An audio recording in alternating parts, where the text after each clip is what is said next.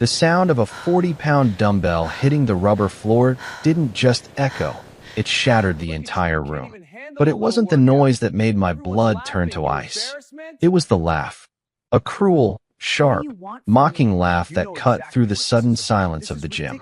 I watched from the shadows as the man standing over my wife pointed a finger right in her face and screamed, "Get off the machine before you break it, you cow." Hit like, subscribe for more betrayal stories, and comment your city or country. I wasn't supposed to be there. Technically, I wasn't even supposed to be in the country. My deployment papers said I was still 3,000 miles away, sitting in a dusty tent waiting for extraction. But when you spend 15 years in special operations, you learn how to move without leaving a footprint. I had flown back 18 hours early to surprise her. To surprise Clara. I wanted to walk through the front door of our house with flowers and the retirement papers I had finally signed. I wanted to tell her that the billionaire ghost of the sector, the man who made a fortune in defense contracting while serving his country, was finally coming home for good. But when I got to the house, it was empty. Her location shared on her phone led me here. The Iron Olympus. The most pretentious, high-end gym in the city. I pulled my hoodie up over my head.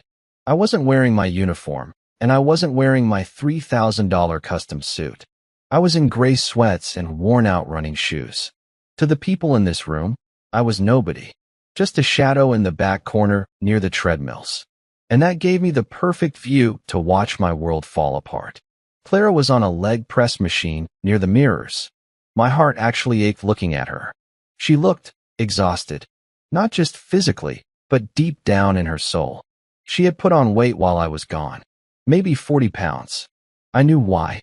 The stress of being a soldier's wife, the sleepless nights, the hormonal medication she had started taking for her thyroid. She was fighting a battle every day just to get out of bed, and here she was, trying to better herself. She was wearing an oversized t-shirt, sweating, her face red with effort. She looked beautiful to me. She looked like a fighter. But the man standing over her didn't see a fighter. His name was Hunter. I saw it embroidered on his tight, neon yellow polo shirt. He was young, maybe 25, with the kind of fake tan that stained his collar and teeth that were too white to be real. He was training a girl who looked more like an Instagram model than someone who actually worked out. Hunter stopped his session, walked over to Clara, and kicked the base of her machine. "Hey," he barked. Clara jumped. Her foot slipped, and the weights slammed down. That was the sound that had silenced the room. I'm sorry," Clara stammered, her voice shaking. She tried to wipe the sweat from her forehead, looking around nervously. "My foot slipped." "Your foot didn't slip," Hunter said, his voice loud enough for the people in the lobby to hear. He crossed his massive arms. "You're overloading the equipment. Look at this." He pointed at the stack of weights she was using. It wasn't even heavy. "This machine is for athletes, not for whatever this is." He gestured up and down her body with a look of pure disgust. The gym went quiet. Dead quiet. I saw people taking out their phones. They weren't filming to help her. They were filming to post it. I felt a heat rise in my chest that I hadn't felt since my last firefight. It was a cold, calculated rage. My hands, resting in the pockets of my hoodie, curled into fists so tight my knuckles cracked. "I paid for a membership," Clara whispered, looking down at her sneakers. "I have a right to be here, Hunter." "You have a right to be in the cafeteria." Hunter laughed, looking back at his blonde client for approval. She giggled. "You're sweating all over the leather. It's unsanitary. People come here to get inspired, Clara, not to lose their appetite." Clara stood up. She was trembling. "Please. Everyone is looking." "Good," Hunter sneered. He took a step closer, invading her personal space. "Maybe shame will work where the treadmill failed. Why don't you go home? Go eat your feelings like you always do. We both know you're going to quit anyway. Just like your husband quit on you." My breath stopped. How did he know about me? Clara flinched as if he had slapped her. "Don't bring him into this." "Why not?" Hunter smirked, playing to the crowd now. "He's never here, is he? Probably found someone fit overseas. Someone who takes care of herself. Face it, honey, you're a mess. And you're bad for business. Get out." He pointed to the door. Clara grabbed her towel. She didn't look angry. She looked broken. A single tear rolled down her cheek, and she turned to leave, head hanging low, defeated.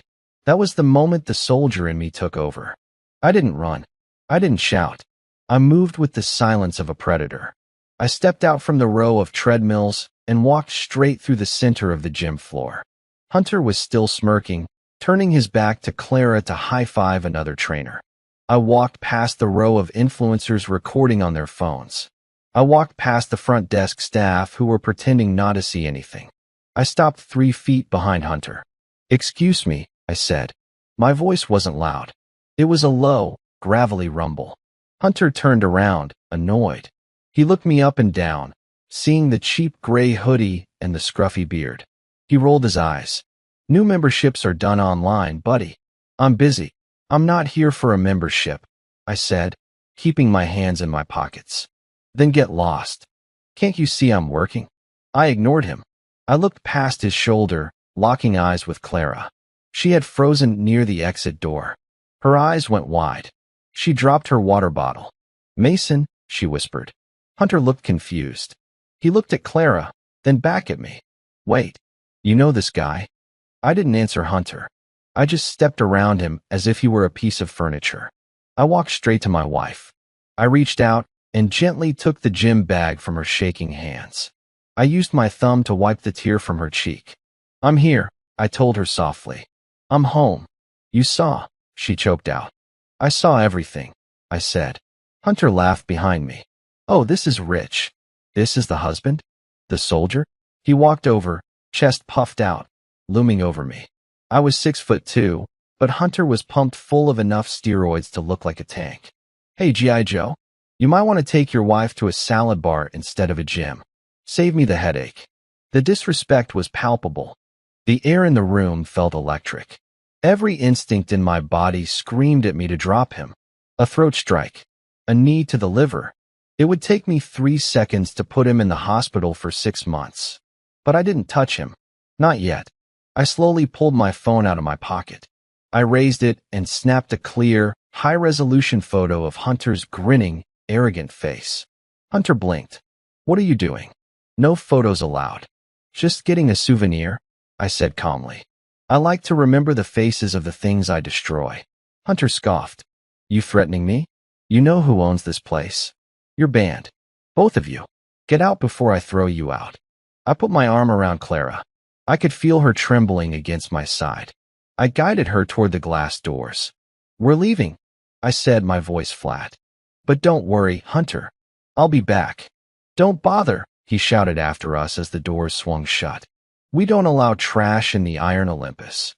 We walked into the cool night air. The parking lot was dark.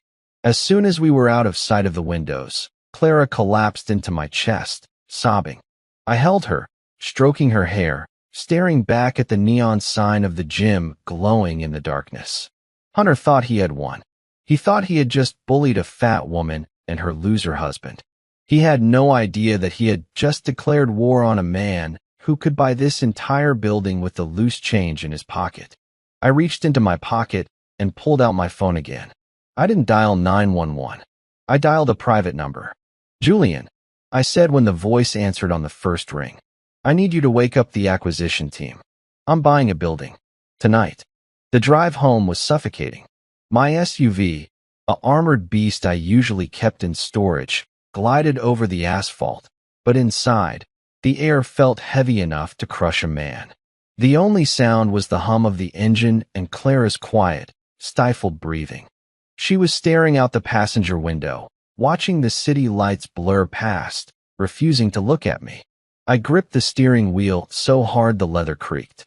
"Clara," I said gently, breaking the silence. "Don't," she whispered, her voice thick with tears. "Please, Mason, don't look at me.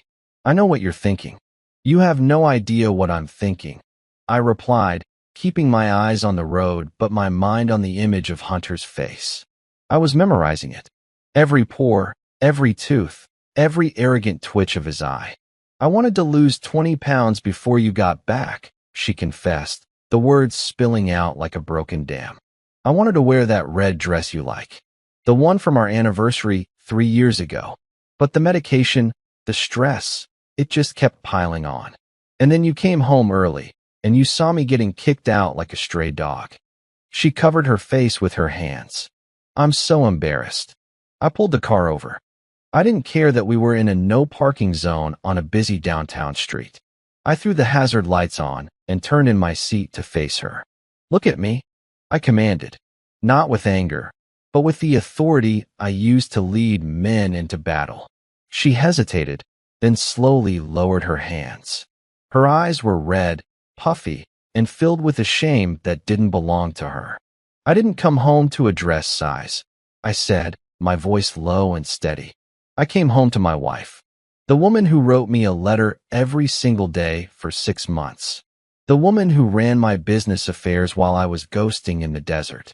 You are the strongest person I know, Clara. What happened in there? That wasn't about you. That was about a weak man trying to feel big.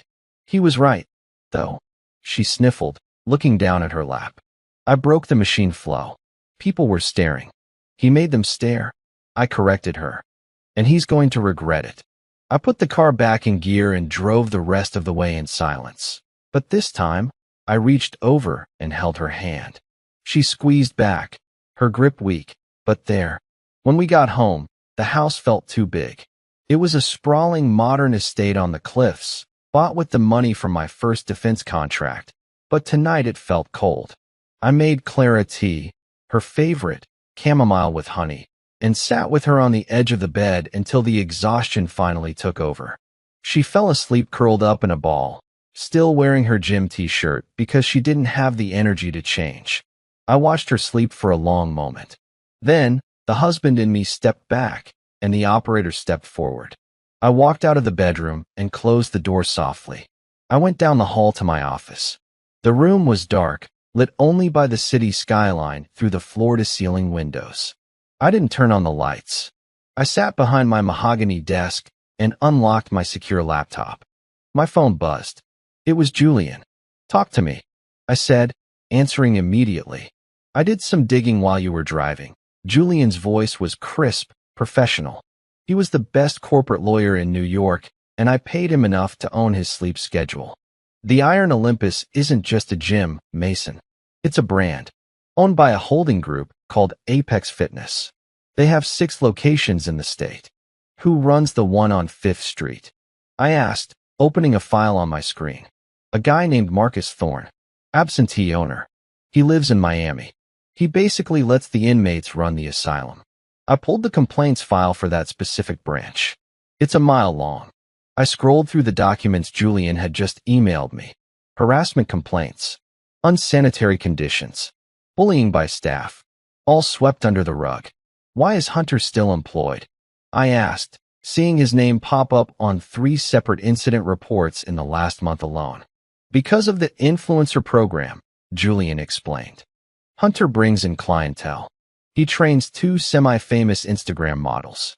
The management looks the other way because his clients tag the gym location in their posts. It drives revenue. They consider him a high-value asset. High value, I repeated, tasting the bile in the phrase. He humiliates paying customers, but because he brings in likes, he's untouchable. In the corporate world? Yes, Julian said. I leaned back in my chair, staring at the photo I had taken of Hunter. That smirk. That absolute confidence that there would be no consequences. What's the financial status of Apex Fitness? I asked. Shaky. Julian replied instantly. They over-leveraged to open a new location in LA. They have a balloon payment due on their loan in 3 weeks. They're desperate for cash liquidity. I smiled in the darkness. It wasn't a nice smile. Buy the debt, I said. There was a pause on the line. Mason, you want to buy the loan? That's a 7-figure transaction. You'd effectively become the bank. No, I said, correcting him. I don't want to be the bank. I want to be the landlord. I want to own the building, the equipment, the brand rights, and the employment contracts. Call the bank holding the note. Offer them 20% over the principal if they transfer the deed to my holding company tonight. Tonight? Julian sounded stunned. Mason, banks don't work at 10 p.m. Money works 24/7, Julian. You know who to call. Wake up the VP of commercial lending. Tell him I'm ready to wire the funds immediately. I want the papers signed digitally before sunrise. This is personal, Julian noted. You never move this fast on an acquisition. They made my wife cry, Julian, I said, my voice dropping to a whisper that was more dangerous than a shout. I'm going to burn their world down, and I'm going to do it legally. Understood, Julian said, shifting gears. I'll make the call. But Mason, if you own the place, you can just fire him. Why go through all this trouble? I looked at the live security feed of my front gate. Firing him is too easy. If I fire him, he goes to another gym. He tells a story about how he was let go for being too tough. He becomes a martyr. No, I don't want to fire him. Then what do you want to do? I want to break him, I said. I want to show everyone exactly what he is. But first, I need access. Give me that deed. Consider it done. I'll text you when the transfer clears. I hung up the phone. I sat there for another hour, watching the digital clock on my desk tick. I wasn't just planning a business transaction. I was planning an operation. I pulled up my old training logs. I looked at the stats. At 4 a.m., my phone buzzed again. A single text message from Julian. The asset is yours. Welcome to the fitness industry. I stood up and walked to the window. I looked out toward the city center, where the gym was currently closed, dark and empty. Hunter was probably sleeping soundly, dreaming of his followers and his muscles. He had no idea that the ground beneath his feet had just shifted. He was standing on my property now. I went back to the bedroom. Clara was stirring. She rolled over, blinking her eyes open as I sat on the edge of the bed. Mason, she rasped. Where were you? Just handling some paperwork, I said softly, brushing the hair from her face. I don't want to go back there, she whispered, her anxiety returning the moment she woke up. I can't face him again. I leaned down and kissed her forehead. You won't have to face him alone, I promised. Get some rest. Tomorrow morning, we're going back to the gym. She started to panic. No, Mason, please, trust me. I interrupted her, my eyes locking onto hers. It's going to be different this time. I promise you, Clara. Tomorrow, you walk in with your head high. She searched my face, looking for doubt, but she found none. She nodded slowly, trusting me even when she was terrified. I lay down beside her, staring at the ceiling. I didn't sleep. I was already counting the reps in my head. The morning sun hit the glass facade of the Iron Olympus, making the building gleam like a jewel in the middle of the city. But to me, it looked like a battlefield. I parked the SUV right in front of the entrance.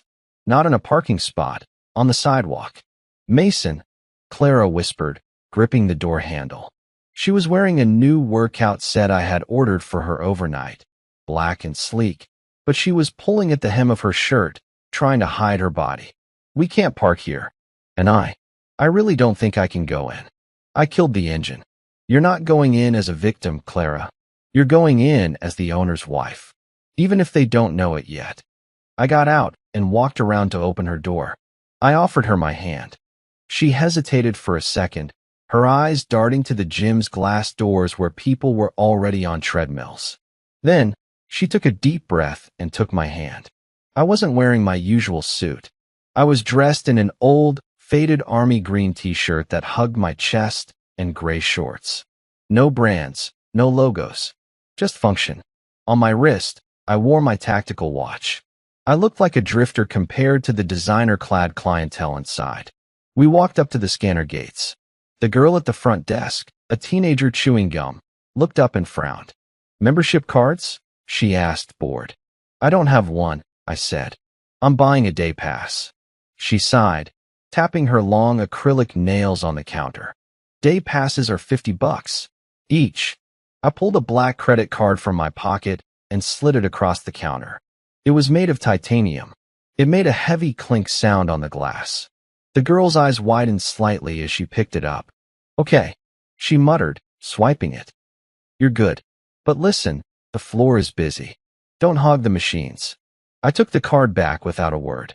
I guided Clara through the turnstile. The gym was packed. The air smelled of sweat, expensive cologne, and ego.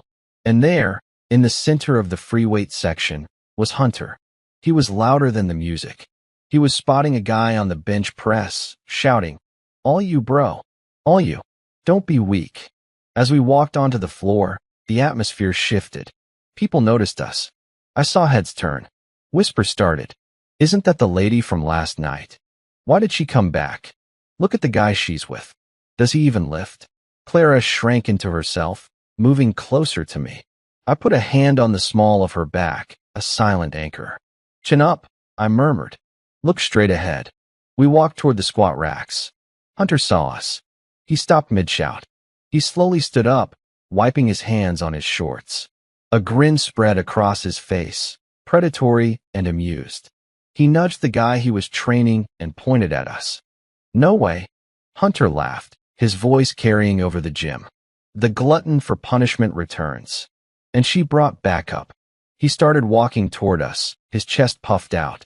He was intentionally taking up space, forcing other members to move out of his way. "I thought I told you to get lost," Hunter said when he was 5 feet away. He crossed his arms, flexing his biceps. "You deaf? Or just stupid?" I didn't stop walking until I was right in his face. I was an inch taller than him, but he was wider. He smelled like vanilla protein shake and arrogance. "I paid for a pass," I said calmly. "We're here to work out." "We have a right to refuse service," Hunter sneered. "And I'm refusing. Look around, buddy. This is an elite facility. Your wife is bringing down the vibe. And you." He looked at my faded t-shirt. "You look like you crawled out of a homeless shelter. We have a dress code. Is that right?" I asked, glancing around.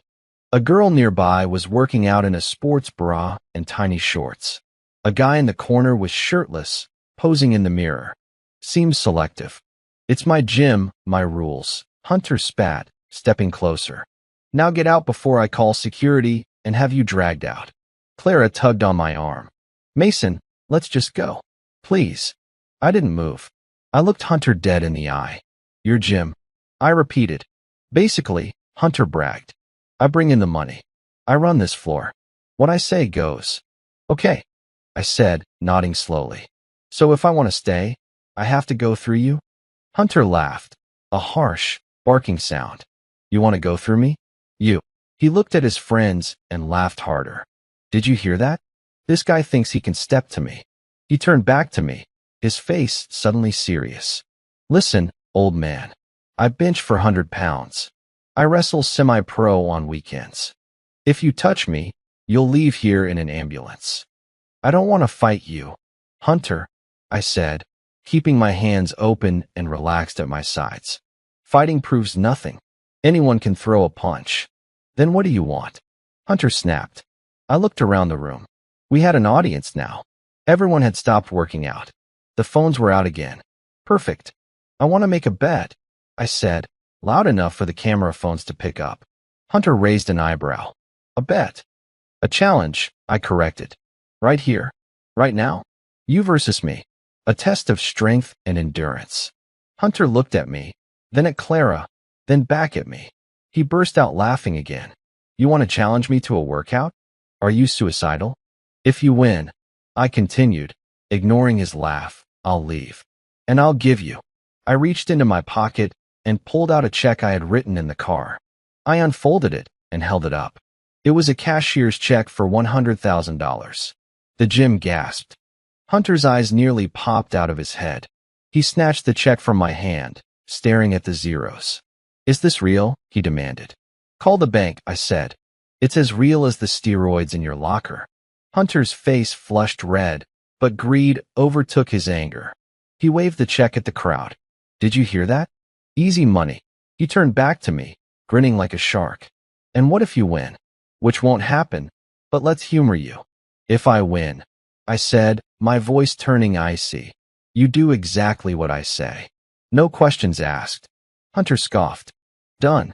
I'm going to embarrass you so bad your wife will leave you for me." He cracked his knuckles. "What's the game? Bench press? Deadlift? Name your poison." I shook my head. "No weights. Weights are for show. We're going to do something real." I pointed to the pull-up bar in the center of the cross-training rig. We're going to do the Murphy, I said, but we're going to modify it. Maximum effort. Until one of us quits. Hunter looked confused. The Murphy? What's that? Some CrossFit nonsense. I smiled. It was the smile of a wolf looking at a sheep. It's a tribute workout, I said softly. 1 mile run, 100 pull-ups, 200 push-ups, 300 squats, 1 mile run, all while wearing a 20-pound vest. Hunter shrugged. That's cardio. I hate cardio, but fine. I'll smoke you. I'll be done before you finish the first mile. We'll see, I said. I walked over to the rack and grabbed 2 weighted vests. I tossed one to him.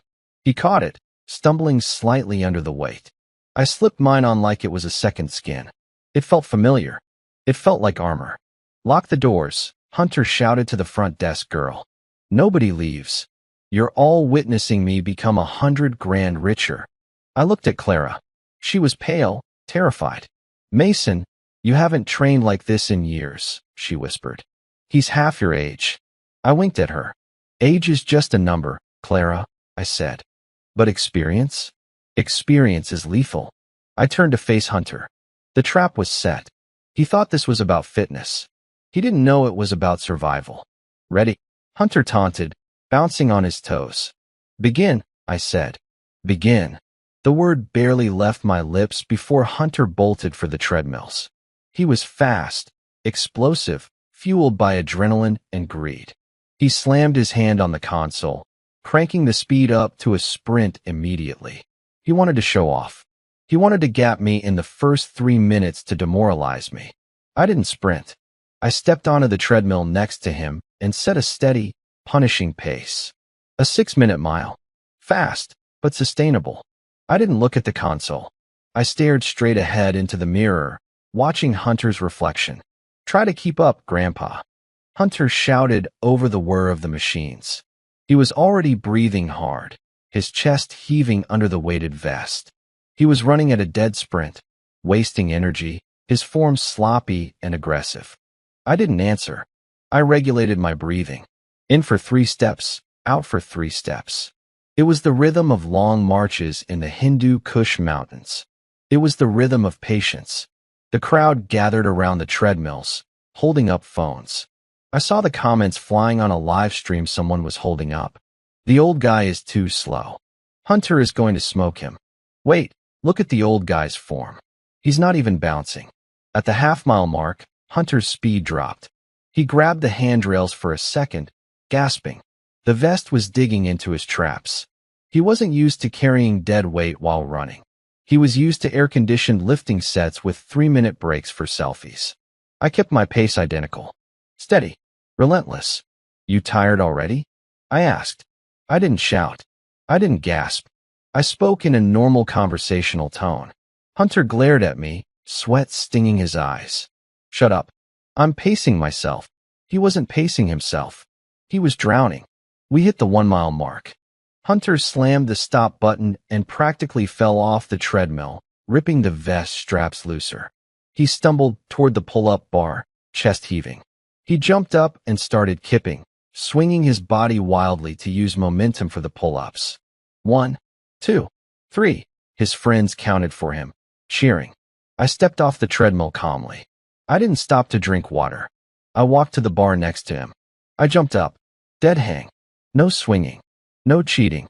I pulled myself up until my chin cleared the bar, then lowered slowly to a full extension. 1.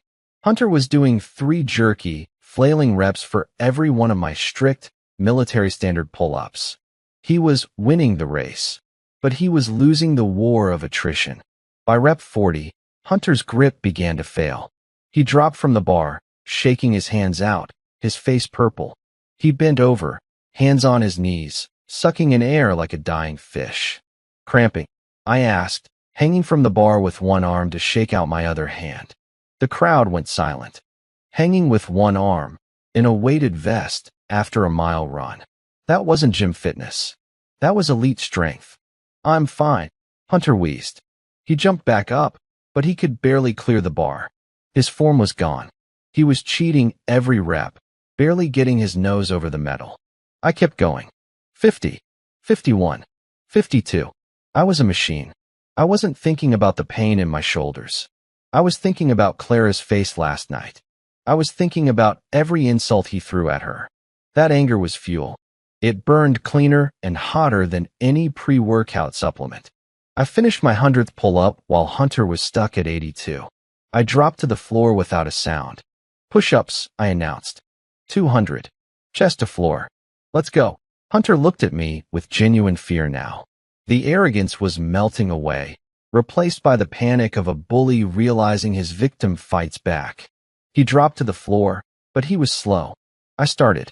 1, 2, 3. Piston-like speed. The gym was so quiet you could hear the sweat dripping onto the rubber mats. Clara was standing at the front of the crowd now. She wasn't hiding anymore.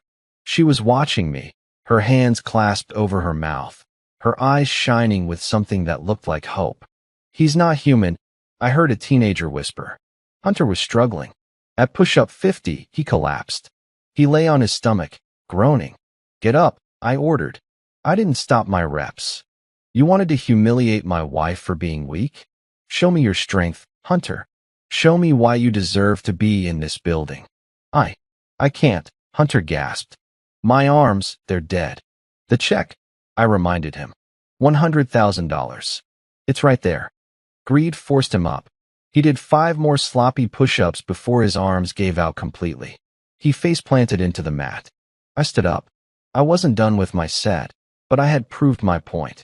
I stripped off the weighted vest and let it drop with a heavy thud next to his head. Hunter rolled over onto his back, staring up at the ceiling, chest heaving violently. He looked like a broken toy. I stood over him, blocking the overhead lights. My shadow covered him. You lost, I said. Hunter coughed, trying to sit up but failing. You're on something. Nobody at your age. It's called discipline, I said. You should try it sometime. I turned to the crowd. They were staring at me with a mix of awe and terror. The influencers had stopped live streaming.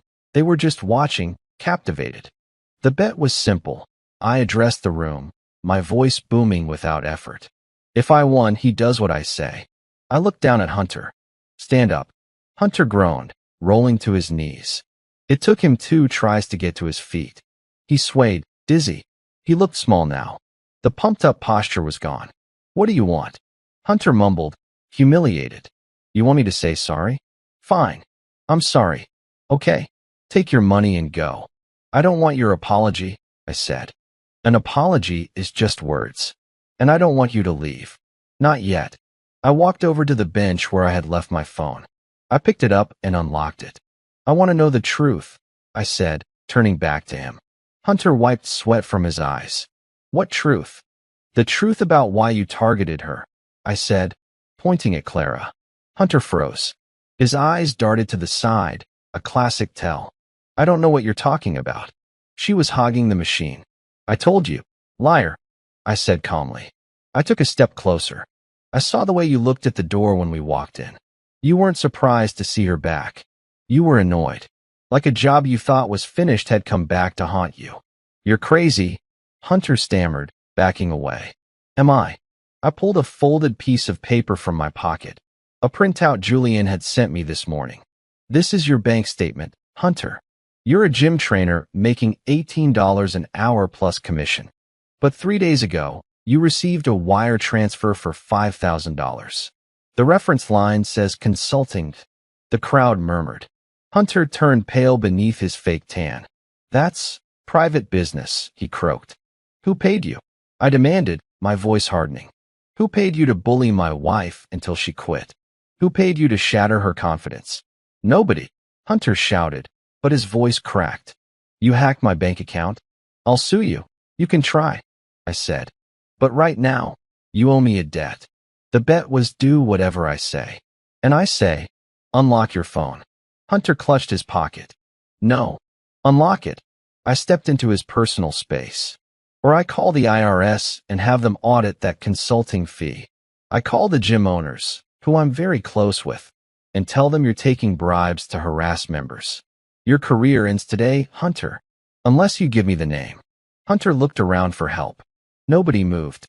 His friends looked at the floor. He was alone. Trembling, he pulled out his phone. He unlocked it with a shaking thumb. "Give it to me," I ordered. He handed it over. I didn't have to search hard. The message thread was pinned at the top. It was from a contact named VIP Client. I opened the messages. VIP Client. "Is she gone yet?" Hunter. "Yeah." I made a scene. She was crying. "She won't be back." VIP Client. "Good. I don't want her looking good for the reunion. Keep the pressure on if she shows up again." I felt a cold knot in my stomach. I knew that tone. I tapped on the contact info to see the number. It was a number I had saved in my own phone. I looked up at Clara. She was watching me, confused, waiting for me to speak. She didn't know yet. She didn't know that the enemy wasn't the man standing in front of me. "Who is it?" Clara asked, her voice trembling. "Mason, who sent those?" I looked at Hunter. "Read the name," I commanded, turning the screen toward him. Hunter swallowed hard. He looked at Clara, then at the floor. "It was Morgan," he whispered. Clara gasped. Her hand flew to her chest.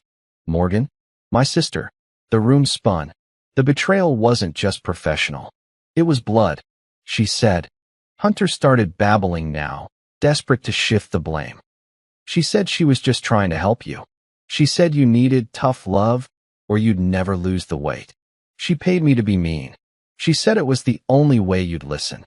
She paid you to humiliate me." Clara's voice broke. Tears streamed down her face. But this time, they weren't tears of shame. They were tears of heartbreak. I handed the phone back to Hunter, but I didn't let go of it. I leaned in close. "You took money to abuse my wife for her own sister," I said, my voice low and dangerous. "You think because you were just following orders that you're innocent?" I didn't know it would be this bad," Hunter pleaded. "You're going to fix this," I said. "Right now." I turned to the crowd. "The show isn't over," I announced. "Hunter has a lot of energy left. He didn't finish his workout." I pointed to the floor. "Drop," I commanded. 500 push-ups. One for every dollar you took to betray her. 500. Hunter squeaked.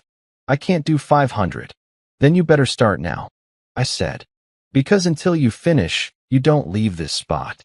And count them out loud, so Clara can hear you." Hunter looked at me. He saw the look in my eyes. He saw the check for $100,000 that I was now slowly ripping into pieces in front of his face. He dropped to his knees, then to his hands. "One," he grunted. I walked over to Clara. I put my arm around her. She was shaking, staring at Hunter, processing the truth about her sister. "We need to go," she whispered. "I need to call Morgan." "Not yet," I said, guiding her toward the exit, but stopping at the door. "We have one more stop to make before we deal with Morgan." "Where?" "My office," I said. "We need to sign some papers." "What papers?" I looked back at the gym floor, where Hunter was struggling through push-up number 12, the crowd watching in silent judgment. "The papers that say I own this building," I revealed. "And the eviction notice for your sister." Hunter was on push-up number 42 when we walked out of the gym, his voice cracking with every count. The sound of his humiliation followed us into the parking lot, but Clara wasn't smiling. She was silent, her face pale, her mind racing with the revelation about her sister. "Morgan," she whispered to herself as I unlocked the car. "Why would she do this? She's my sister. She's supposed to be my best friend." I opened the passenger door for her. "Jealousy doesn't care about blood, Clara. Sometimes the people closest to you are the ones holding the knife." I drove us away from the gym, but instead of heading home, I turned toward the financial district. Clara didn't ask where we were going. She was too lost in her own thoughts, scrolling through old text messages from Morgan, looking for signs she had missed. "Look at this," Clara said suddenly, her voice trembling. She held up her phone. 3 weeks ago, I texted her that I was joining the Iron Olympus. She sent back, "Good for you. But be careful.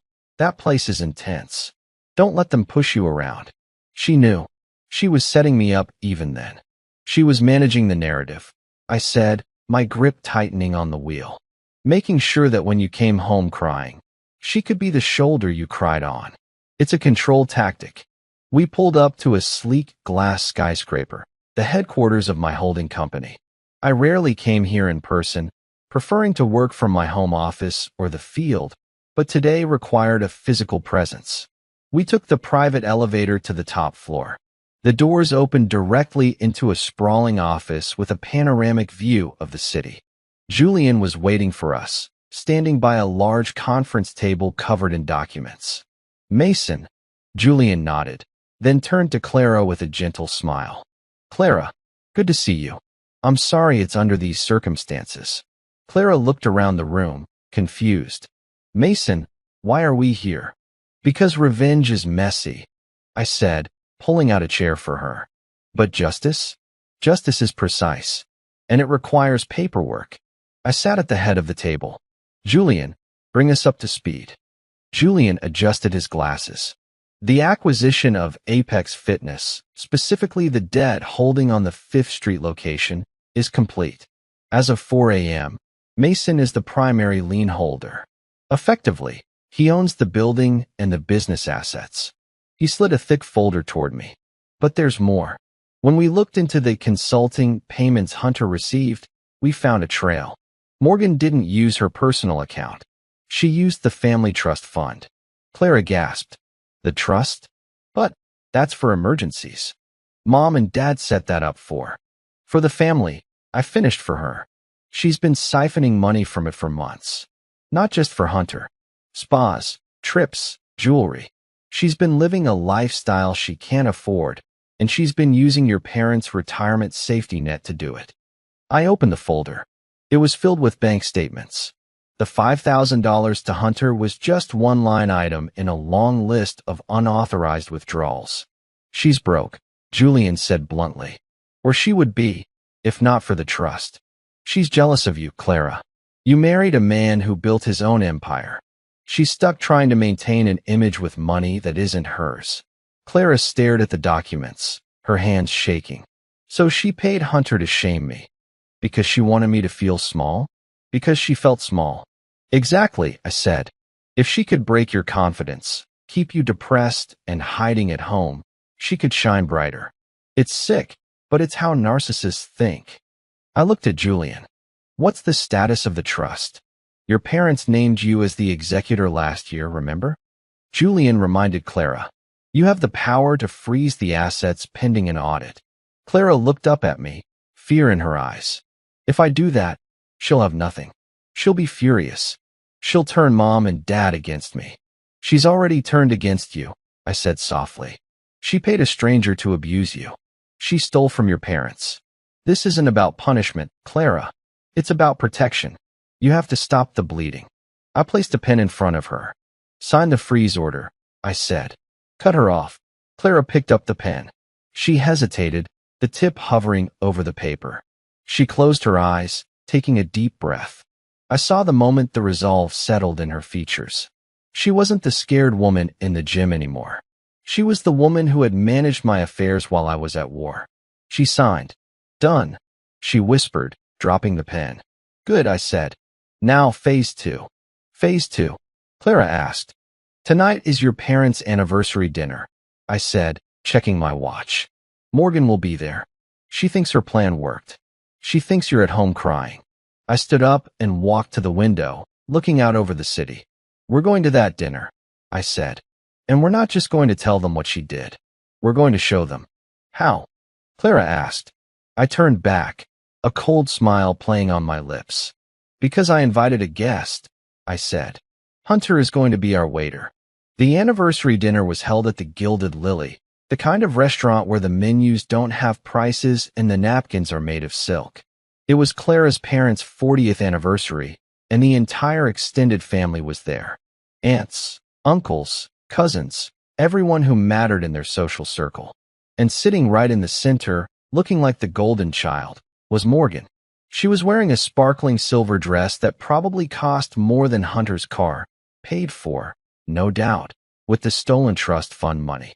She was laughing loudly, holding a champagne flute, charming Clara's mother. Oh, Clara, I heard Morgan say as we approached the table. She said she wasn't feeling well. You know how she gets. Probably binge-watching TV in her sweatpants. It's sad, really. I tried to get her to come, but what, Morgan? Clara's voice cut through the chatter. The table went silent. Morgan spun around in her chair. Her eyes widened. Clara stood there in the black dress I had bought her in Paris years ago. It fit differently now, tighter in places, but she didn't look uncomfortable. She looked regal. She held her head high, her hand resting firmly on my arm. I was in my dress uniform, metals gleaming under the chandelier light. Clara, her mother gasped, standing up. We thought you weren't coming. Morgan said. Morgan says a lot of things, Clara interrupted, walking to her seat. Happy anniversary, Mom. Dad. She leaned down and kissed her father on the cheek. He looked at me and nodded respectfully. Mason, good to have you back, son. Wouldn't miss it, sir, I said, taking the seat next to Clara, directly across from Morgan. Morgan recovered quickly. She plastered a fake smile on her face. Well, look who decided to show up. And you brought the war hero. I thought you were too embarrassed to go out in public lately, Clara. Why would I be embarrassed? Clara asked, unfolding her napkin calmly. Oh, you know. Morgan waved her hand dismissively. The wait. The gym incident. I heard it was awful. You heard? I asked, leaning forward. From who? Morgan froze for a split second. Oh, just rumors. People talk. Is that right? I poured myself water. Funny, because I was there. And the only person who seemed to know about it beforehand was the trainer. Morgan took a large gulp of champagne. Well, let's not talk about sad things. This is a celebration. Agreed, I said. We should celebrate. In fact, I arranged for a special server tonight. Someone who really understands service. I snapped my fingers. From the kitchen doors, a man walked out. He wasn't wearing a waiter's uniform. He was wearing a tight black t-shirt that was soaked through with sweat. His arms were shaking uncontrollably. His face was pale and exhausted. It was Hunter. He looked like he had been through hell. Because he had. He had finished the 500 push-ups an hour ago, under the supervision of my security team, and then was immediately escorted here. He walked to the table, his legs wobbling. He was holding a bottle of expensive wine. The family looked confused. Who is this? Clara's dad asked. This isn't our usual waiter. This is Hunter, I introduced him. He's a personal trainer, and a very close associate of Morgan's. Morgan went white. She dropped her fork. It clattered loudly against the china. Hunter, she squeaked. What? What are you doing here? Hunter looked at me, terrified. He looked at the check in his pocket, the new check I had written him. Not for winning the bet, but for telling the truth. I'm here to pour the wine, Hunter said, his voice raspy. He moved to Morgan's side. His hands were shaking so bad the bottle clinked against her glass. Get away from me, Morgan hissed, trying to shoo him away without making a scene. I don't know you. Really? Hunter stopped pouring. He pulled his phone out of his pocket. Because I have 47 text messages that say you do. And a Venmo history that says you pay my rent. The table gasped. Clara's mother looked at Morgan. Morgan? What is he talking about? He's lying. Morgan shouted, standing up. This is a setup. Mason paid him to say this. He's always hated me. I don't hate you, Morgan, I said calmly. I pity you. But I don't tolerate you hurting my wife. I looked at Hunter. Play the recording. Hunter tapped his screen. A voice memo started playing. It was Morgan's voice, clear as day. Look, Hunter, I don't care if you have to make her cry. Just get her out of there. If she gets in shape, she'll start thinking she's better than me again. I need her broken. Do whatever it takes. I'll wire you another grand. The silence at the table was heavier than the weights at the gym. Clara's mother put her hand over her mouth. Her father turned slowly to look at Morgan. His face wasn't angry. It was heartbroken. You paid a stranger, her father whispered. To abuse your sister?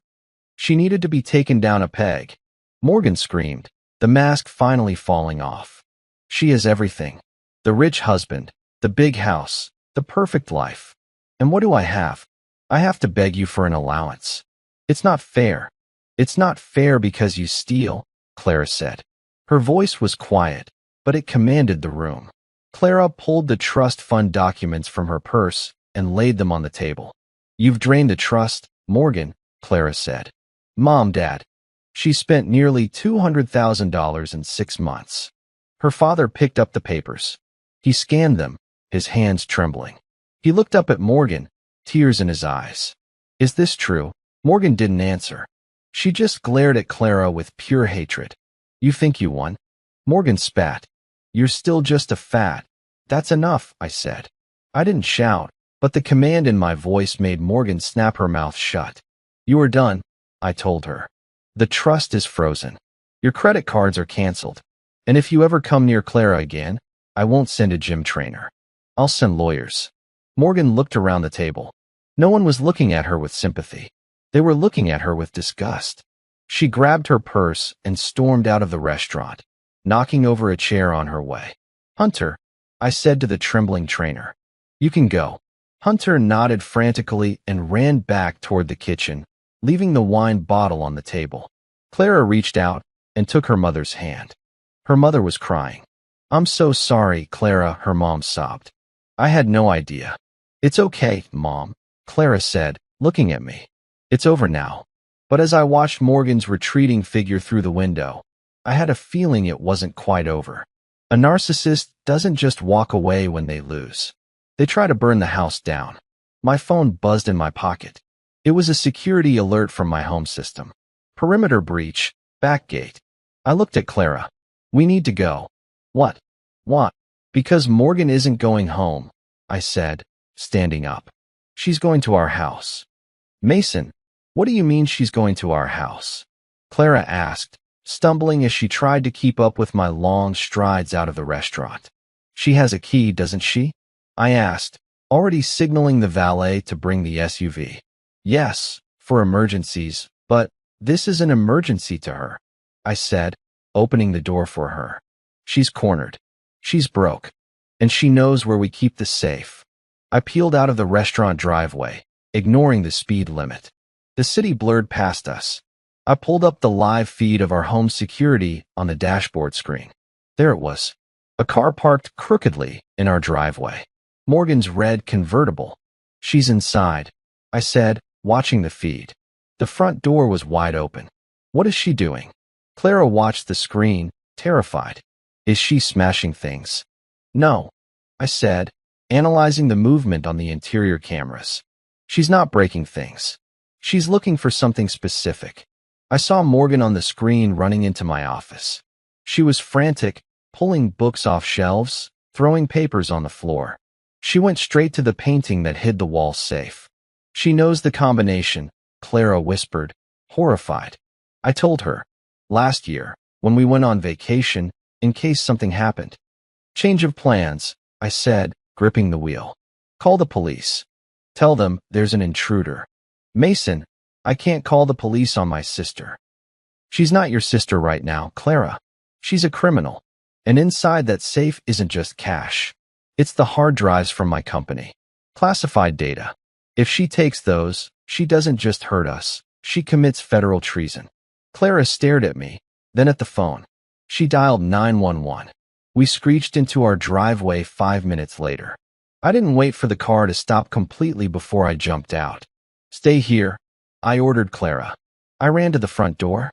Inside, the house was a wreck. Vases shattered. Coats pulled off the rack. I heard screaming from the office down the hall. Where is it?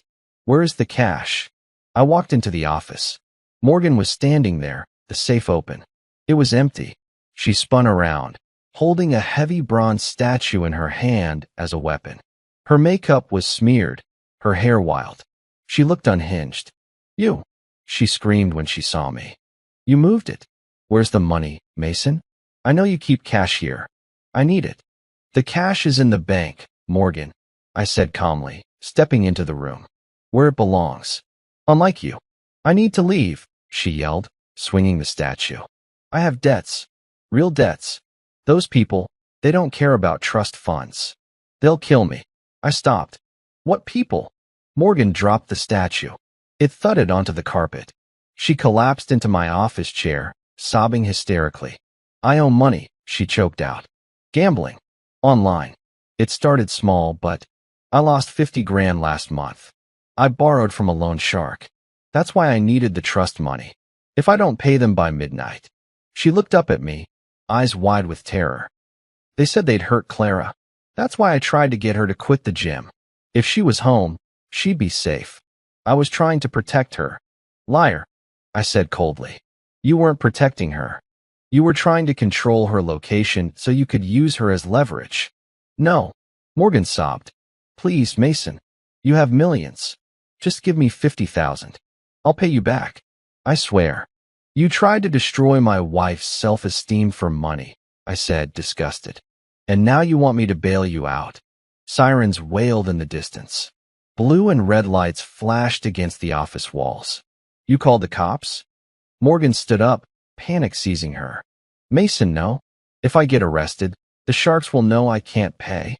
They'll come for me in jail. Clara walked into the room. She stood beside me, looking at her sister.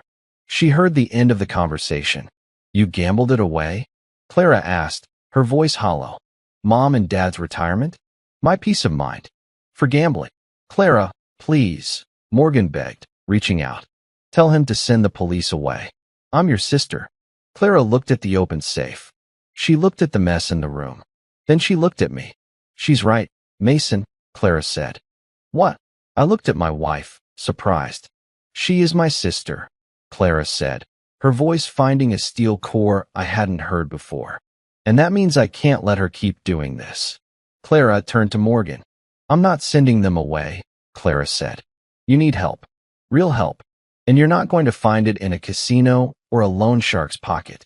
You're going to find it in a cell. Clara, Morgan screamed, lunging forward. I stepped in between them, catching Morgan by the wrists easily. I held her there as two police officers ran into the room, guns drawn. Police. Drop it. It's okay, I said, releasing Morgan and stepping back, hands up. She's unarmed. She's the intruder. The officers grabbed Morgan. She fought them, screaming obscenities at Clara, blaming her for everything. You're dead to me, Clara. You hear me? Dead. They dragged her out. The silence that followed was deafening. Clara sank into the chair Morgan had vacated. She put her head in her hands. Did I do the right thing? She whispered. You saved her life, I said. If she owes money to sharks, jail is the safest place for her right now. What about the debt? Clara asked, looking up. She said they threatened me. I walked over to the window, watching the police car drive away with Morgan in the back. Don't worry about the sharks, I said, my voice dropping to that low, dangerous register again. I'll handle the sharks. Mason, Clara warned. No more fighting. I'm not going to fight them, I said, pulling out my phone. I'm going to buy their debt too. I dialed Julian. One last job tonight, I said when he answered. I need you to find out who holds Morgan's gambling markers. I want names, locations, and a payoff amount. Mason, it's 11 p.m., Julian sighed. Do you ever sleep? Not when there are loose ends, I said. Morgan is in custody, but the threat is still out there. Clear the board, Julian. I want my family safe. I hung up and turned to Clara. She looked exhausted, but relieved.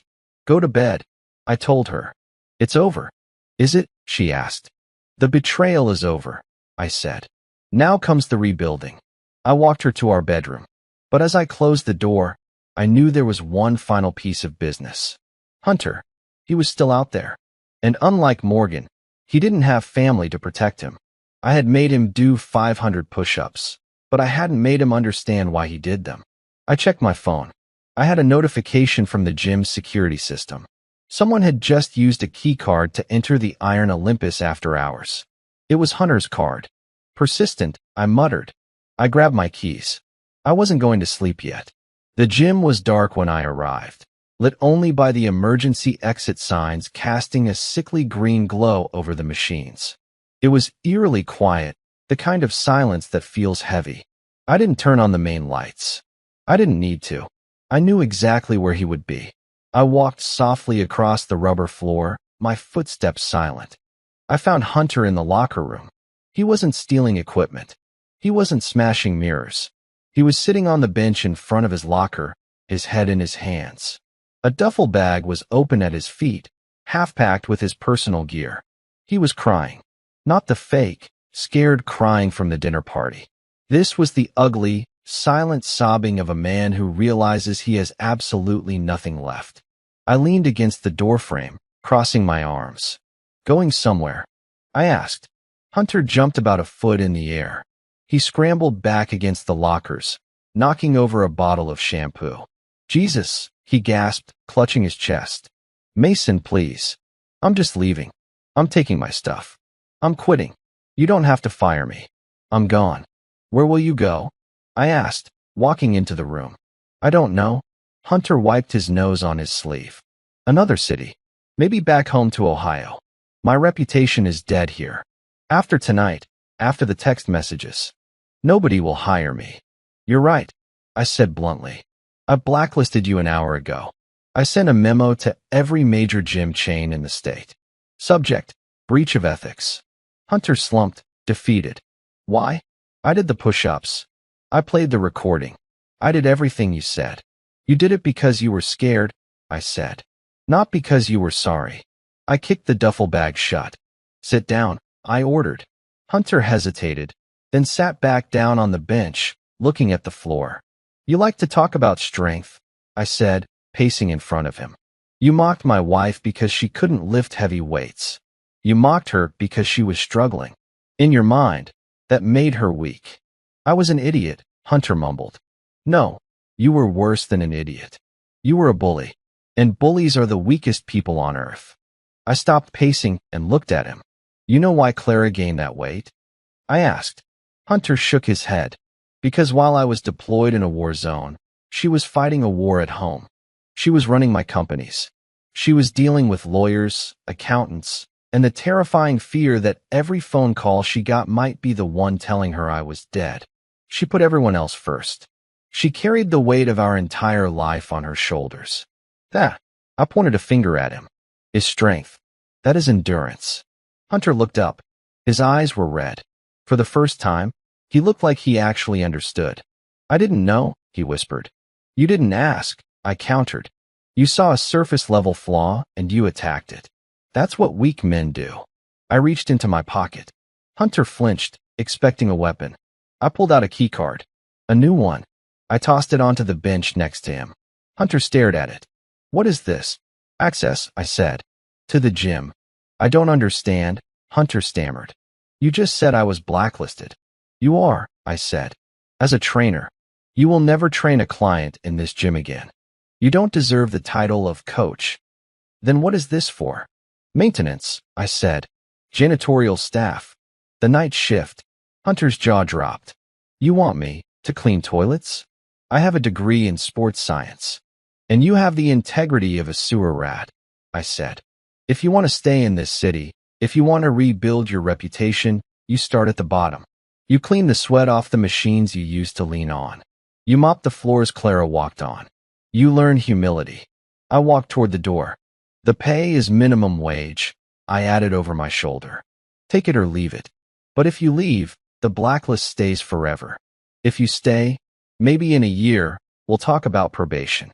I stopped at the door and looked back. Decide fast. The shift starts in 10 minutes. I walked out of the locker room. I didn't look back. I waited in the parking lot, sitting in my car, watching the front door. 5 minutes passed. Then 10. Hunter didn't come out. Instead, I saw a light turn on in the lobby. Through the glass, I saw Hunter walking, not with a gym bag, but with a mop bucket. He started mopping the entryway. I nodded to myself. He wasn't redeemed. Not yet. But he was learning. I drove home. The city felt lighter now. The toxicity had been purged. Morgan was in jail. Hunter was scrubbing floors. And Clara was safe. When I walked into our bedroom, she was asleep. But she had left a note on my pillow. Thank you for fighting for me. But tomorrow, teach me how to fight for myself. I smiled, folding the note. Deal, I whispered. The next morning, the real work began. Not revenge. Transformation. The next 3 months were a blur of sweat, steel, and silence. Clara didn't just go back to the gym. She practically lived there. But this time, it was different. We didn't go to the Iron Olympus during peak hours to be seen. We went at 5 a.m., when the city was still asleep. I became her trainer. Back straight. I commanded, my voice echoing in the empty weight room. Engage your core. Don't lift with your ego, lift with your intent. Clara grunted, pushing the barbell up. Her arms trembled, but she locked it out. Good, I said. Rack it. She slammed the bar back onto the rack and sat up, wiping sweat from her forehead. She was breathing hard, but her eyes were clear. The fear that used to live in them was gone. That felt heavy, she admitted, reaching for her water. It was, I said, checking my notebook. That's a personal best. You're stronger than you were last week. She smiled. It was a genuine smile. Not because she looked different, though she did. She had lost 30 pounds, her muscles were defined, and she moved with a new grace. But the smile was because she felt capable. In the corner of the room, Hunter was silently wiping down the mirrors with a spray bottle and a rag. He wore a gray janitor's uniform. He didn't look at us. He kept his head down, working. He had been working every night for 90 days. No complaints. No attitude. Clara noticed him. She stopped drinking her water. How long are you going to keep him in purgatory? She asked softly. I glanced at Hunter. Until he understands that the gym isn't a stage. I think he gets it, Mason, she said. He hasn't missed a shift. He hasn't posted on social media once. He even helped that old man, Mr. Henderson, carry his bags to the car last week when it was raining. I saw him. I looked at Clara. You want me to promote him? I want you to give him a second chance, she said. Like you gave me. I didn't give you a second chance. I corrected her. You took it. You earned it. Then let him earn his, she said. I sighed. Clara's heart was always bigger than her grudges. That was why I loved her. Hunter. I called out. Hunter froze. He turned around slowly, gripping his rag. Yes, sir. Come here. He walked over, keeping a respectful distance. He looked healthier too, strangely. The fake tan was gone. The steroid bloat had vanished. He looked like a normal person. Clara has a question for you, I said. Hunter looked at Clara, then quickly at his shoes. He still couldn't meet her eyes fully. I'm sorry, ma'am. Did I miss a spot on the equipment? No. Hunter, Clara said, standing up. She was almost eye level with him now in her lifting shoes. I want to know if you want to train me. Hunter's head snapped up. What? I need a spotter for my next set, she said. Mason has a meeting in an hour. Can you handle it? Hunter looked at me, panic and hope warring in his face. Sir, is this a test? Everything is a test, I said. But yes, you can spot her. But if you touch the bar before she fails, you're back to scrubbing toilets. I won't, Hunter said immediately. He dropped his rag. He washed his hands quickly at the sanitizing station and walked over to the bench. Okay, Hunter said, his voice serious, professional. No, honey, no, sweetie. What's the target rep range? 8 to 10, Clara said, lying back on the bench. On 3, Hunter said, positioning his hands perfectly. 1, 2, 3, Clara lifted. Hunter watched her form like a hawk, encouraging her without screaming. Drive through the heels. Keep it tight. 2 more. You got this. Easy up. She racked the weight. Good set, Hunter said. Your form is perfect. Clara sat up and beamed. Thanks. I watched them. The dynamic had shifted completely. He wasn't the master. He was the support. She wasn't the victim. She was the athlete. My phone buzzed. It was Julian. The Morgan situation is resolved. I walked away to take the call, stepping out into the lobby. Talk to me, I said. She took the deal, Julian said. The gambling debt is paid off. You own the markers now. In exchange, she agreed to the terms. She's leaving the state. She's moving to Arizona to live with your aunt. Rehab facility for addiction, then a job at the family ranch. No access to trust funds. No social media. And the parents? I asked. They signed off on it. They're heartbroken, but they know it's the only way she survives. She left this morning. I looked out the window. The sun was rising over the city. Good, I said. Close the file. I hung up and walked back into the gym. Clara was laughing at something Hunter said, probably a self-deprecating joke about his mopping skills. The anger I had carried for months finally evaporated. I had come home from war looking for peace. I realized now that peace isn't something you find. It's something you build. Sometimes you build it with a checkbook. Sometimes with a barbell. And sometimes you build it by letting go. Mason, Clara called out. Hunter says I'm ready for the 200-pound club. What do you think? I walked over and put my hand on her shoulder. I think, I said, smiling at her, that you were ready a long time ago. 6 months later, the Iron Olympus was unrecognizable. We had gutted the interior. The neon lights and nightclub atmosphere were gone, replaced by natural light, industrial steel, and warm wood accents. But the biggest change wasn't the decor. It was the people. The influencer corner was gone. In its place was a specialized functional training zone for rehabilitation and beginners. I saw a teenager with a prosthetic leg working out next to a retired firefighter. I saw mothers, heavy-set men, and elite athletes all sharing the same space without a single phone recording them. We had rebranded. The gym was now called the Foundation. I stood on the mezzanine level, watching the floor. It ran like a well-oiled machine. Impressive view, a voice said behind me. I turned to see Julian.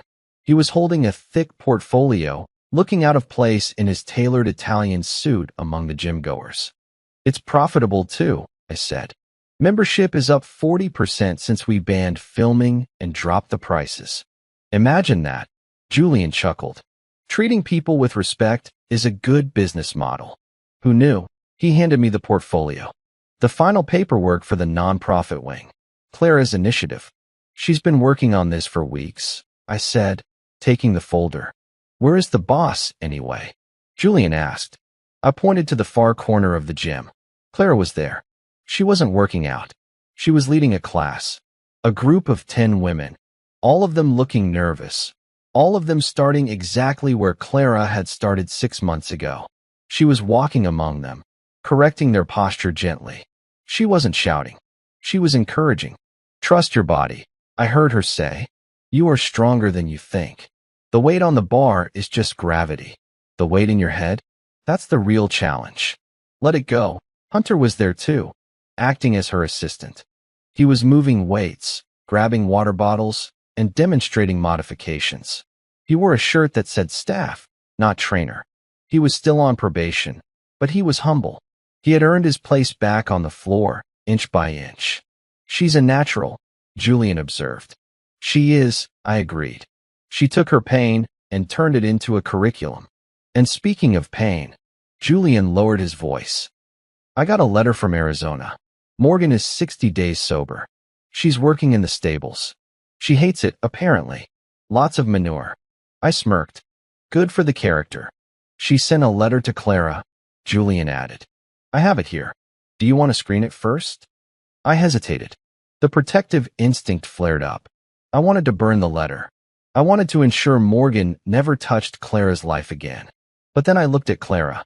She was laughing, high-fiving a woman who had just completed her first box jump. She was radiant. She wasn't fragile anymore. She didn't need me to stand in front of her to block the bullets. She could catch them herself. No, I said. Give it to Clara. It's her sister. It's her choice. Julian nodded and handed me the envelope. I walked down the stairs and onto the gym floor. The class was just wrapping up. The women were clapping, wiping sweat away, looking proud. Clara saw me coming and jogged over. She was glowing. Did you see Mrs. Gable? Clara whispered excitedly. She deadlifted without back pain for the first time in 10 years. I saw, I said, kissing her cheek. You're changing lives, Clara.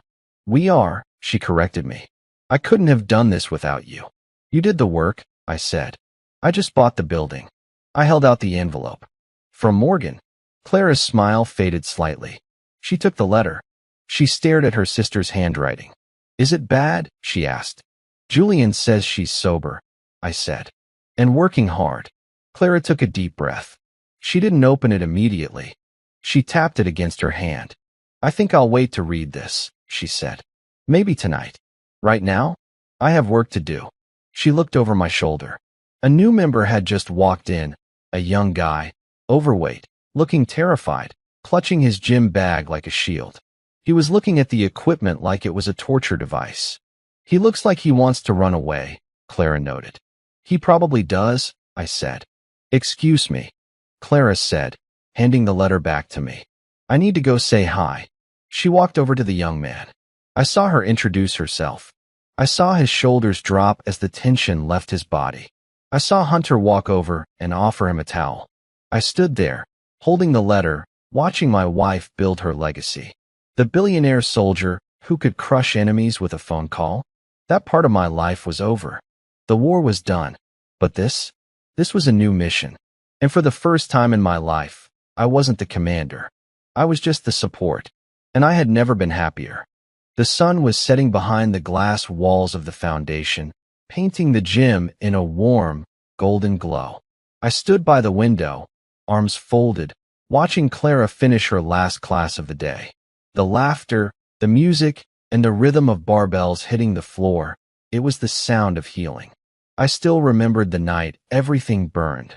The humiliation, the betrayal, the lies.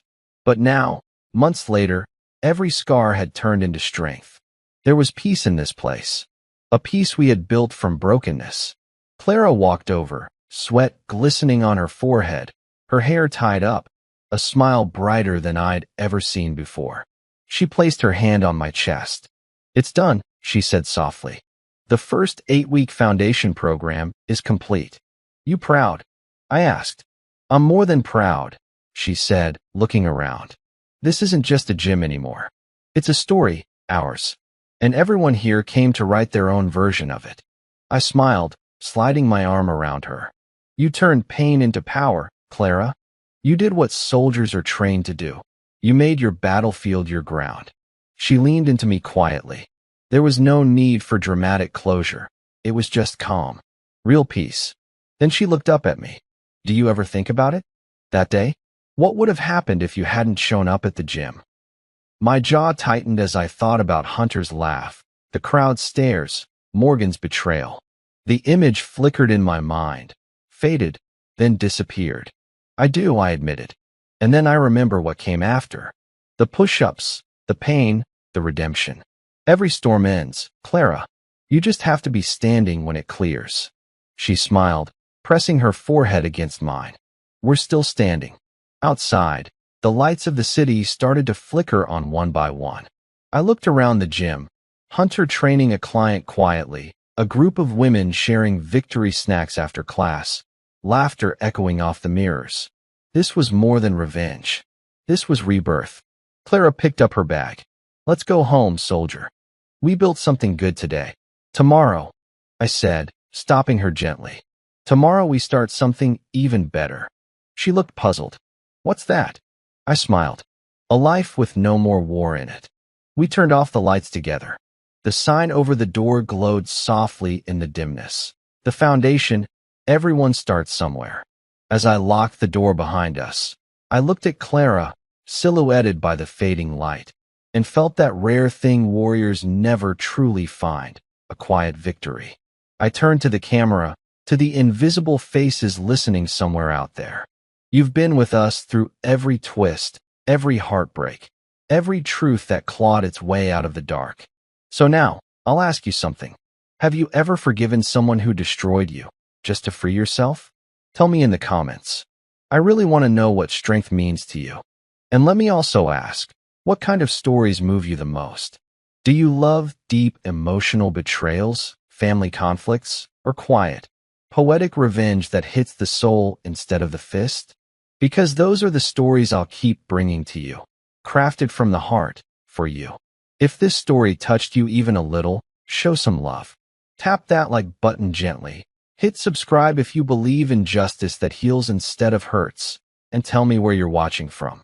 I'd love to feel how far our stories travel.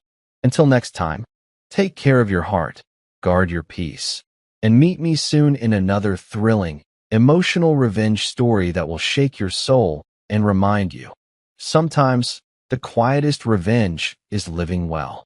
See you in the next one.